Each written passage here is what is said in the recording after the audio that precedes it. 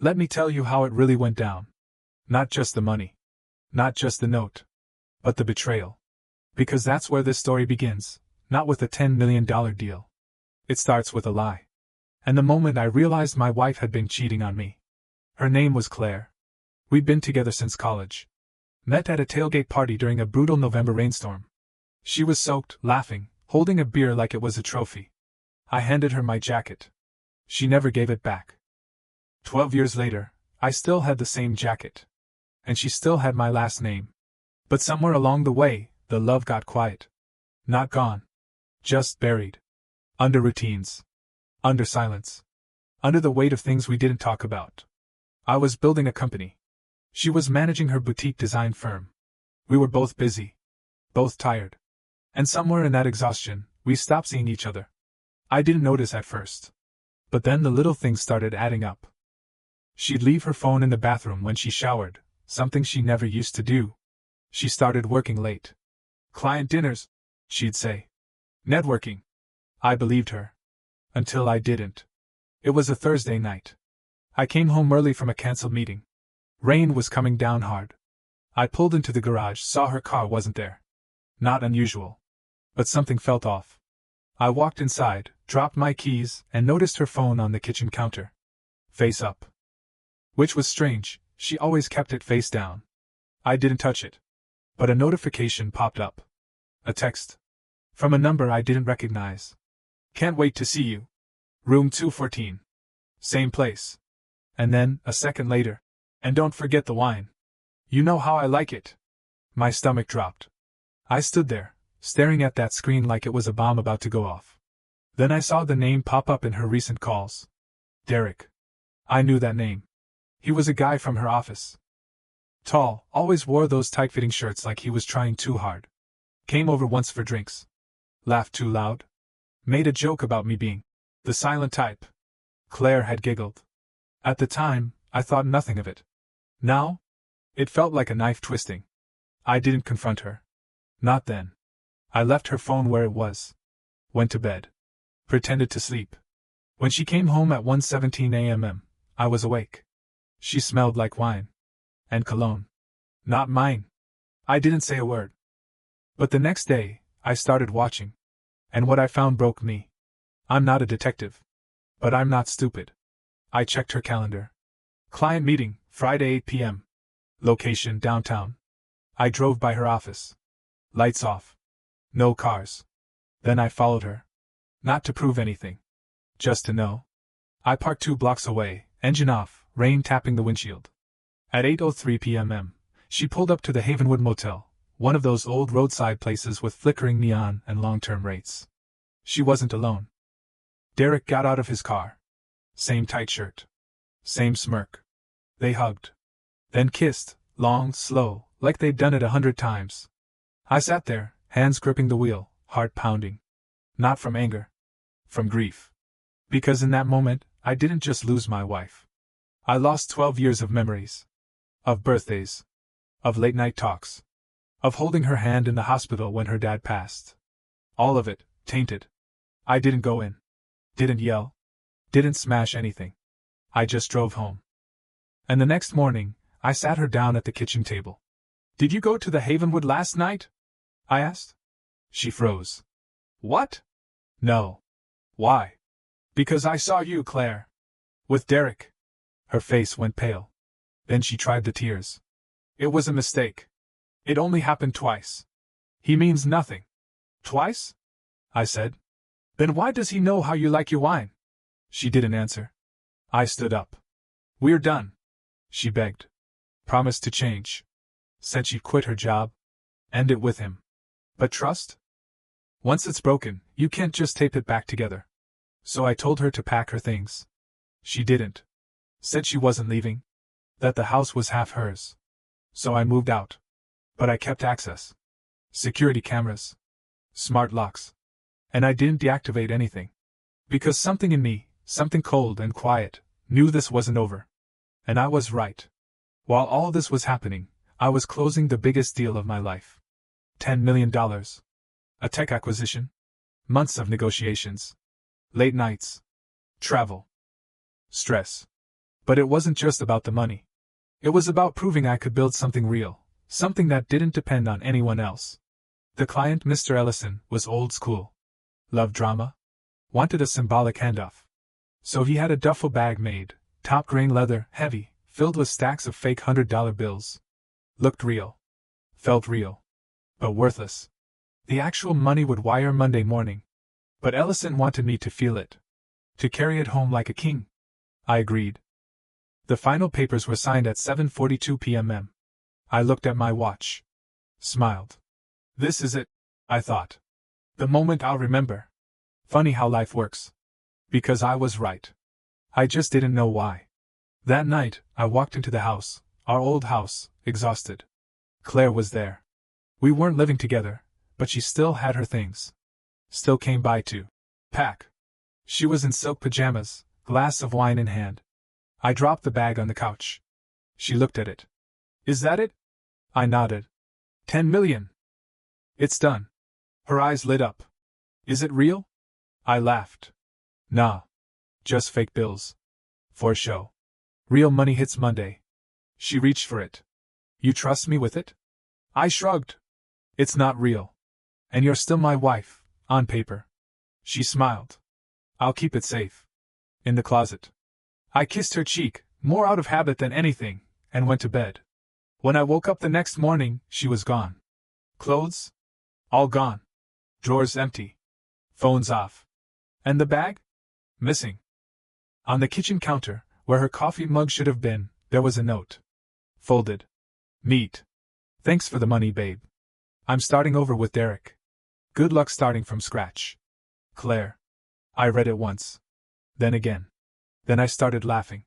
Not because it was funny. Because the bag she stole? Packed with fake bills. And a GPS tracker stitched into the lining. I didn't just have the bag tracked. I had everything. Cameras at the front door. Driveway. Back porch. I pulled up the footage. 2:17 a.m. Claire, hoodie up, dragging the bag. 2:19 a.m. Derek pulls up in his black SUV. They kiss. Laugh. Then both carry the bag to his car. I zoomed in. Smiled. Because I already knew where they were going. Derek had a rental cabin up near Pine Ridge. Cheap. Off-grid. But romantic, according to his Instagram. I opened the tracking app. There it was. Moving south. 68 miles per hour. Highway 17. Still pinging. I poured coffee. Sat back. Let them drive. Let them dream. Let them believe they just stolen 10 million. And then, when they got there, candles lit, champagne poured, music playing, they unzipped the bag. And found nothing but fake bills. My phone buzzed. Blocked number. I answered on speaker. Ethan, Claire snapped. What the hell is this? Good morning, sunshine, I said. Sleeping in the woods now, huh? You gave me fake money. No, I said. You stole fake money. There's a difference. You planned this? You bet I did. She cursed. You're sick. No, I said calm. I'm careful. And I told you once, I only trust people who earn it. You proved you didn't. Silence. Then, what do you mean? I checked the tracker. Still pinging. I let you take it. But now, I'm calling the cops. Reporting the bag stolen. With your names. And your location. You wouldn't. Oh, I already did. Click. 20 minutes later, the tracker stopped. They ditched the car. Or the bag. Thought that'd be enough. Amateurs. But I didn't just plan for betrayal. I planned for panic. I'd already filed a police report, before I even called her. Theft of a symbolic asset tied to a $10 million corporate deal. Attached the footage. License plate. Digital affidavit. Named both of them. And because the client's firm was copied on everything, they backed it with legal docs. Now it wasn't just theft. It was federal corporate fraud.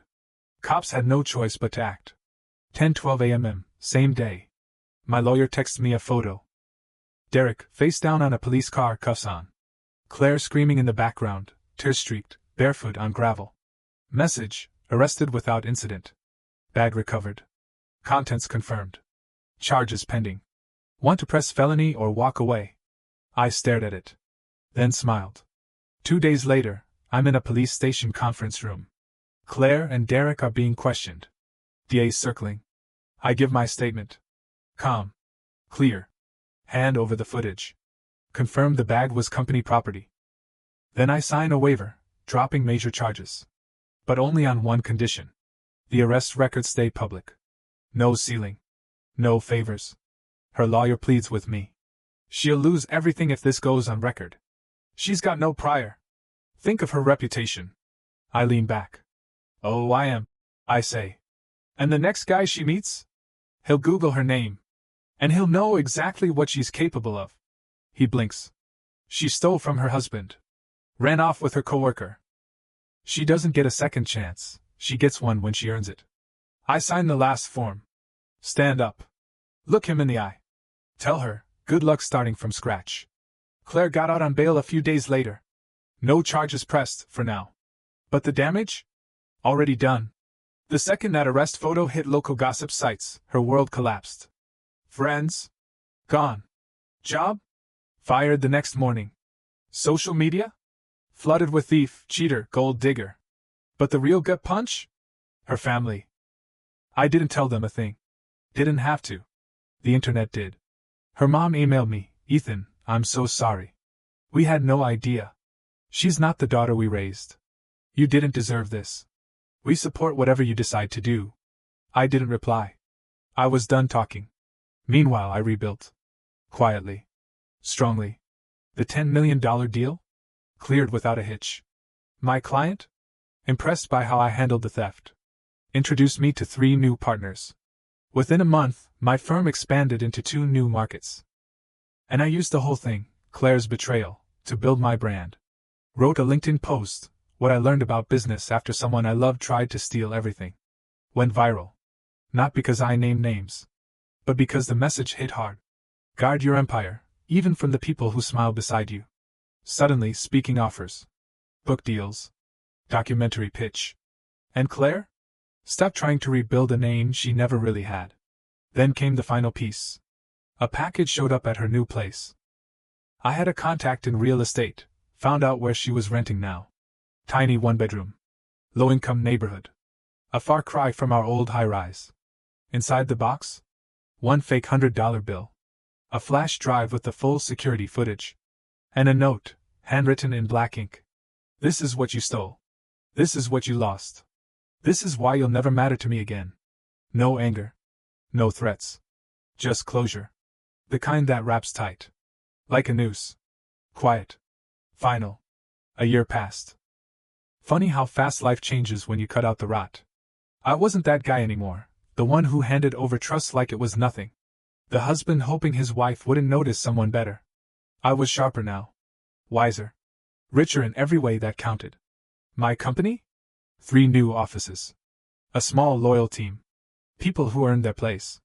No shortcuts. No fake loyalty. I even started dating again. Slow. Quiet. No flash. No desperation. I didn't need someone to complete me. I'd already done that myself. Then, on the exact anniversary of the deal, I got a message. Burner account. No name. No photo. Just text. You won. I lost everything. Hope you're happy. I didn't need to ask who it was. I stared at the screen. Not angry. Not even satisfied. Just reflective. Then I typed back. You didn't lose everything, Claire. You just never earned anything to begin with. Blocked. Deleted. Never heard from her again.